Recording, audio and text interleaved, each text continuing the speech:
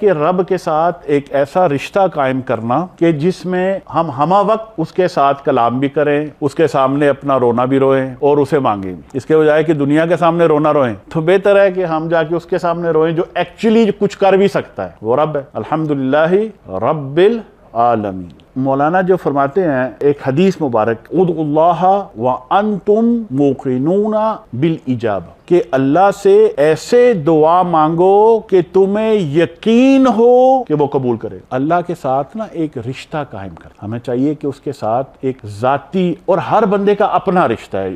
اب میں اپنی کیفیت بیان نہیں کر سکتا ہوں کیونکہ وہ میری انفرادی، اب میرے رب کے ساتھ میرا رشتہ ہے، لازمی نہیں ہے کہ آپ کا بھی ایسا ہی ہو سکتا ہے آپ کا بہت بہتر ہو، اور جو جتنا قریب ہوگا اتنا ہی اس کا رشتہ بھی اچھا ہوگا۔ تو وہ آتی ہے نا، اذا سألک عبادی انی فإنی قریب، کہ اے حبیب جب یہ آپ سے میرے بارے میں پوچھے، اللہ فرما رہے ہیں تو پھر میں قریب ہوں۔ اجیب دعوت الداعی اذا دعانی، اور میں قبول کرتا ہوں دعا مانگنے والے کی دعا جب وہ مجھ سے مانگتا ہے۔ تو کہنے کا مقصد یہ ہے کہ اللہ کا قرب ہمیں چاہیے، اور اللہ کے ساتھ ایک جو رشتہ ہے وہ ہم نے قائم کرنا ہے، اور جو گمان ہم اس کے بارے میں کریں گے ایسا ہی اسے پائیں گے۔ حدیث قدسی ہے، اللہ فرماتا ہے انا عند ظن عبدی بی، کہ میں اپنے بندے کے ہاں ایسا ہی ہوں جیسا وہ میرے بارے میں گمان کر رہا ہے۔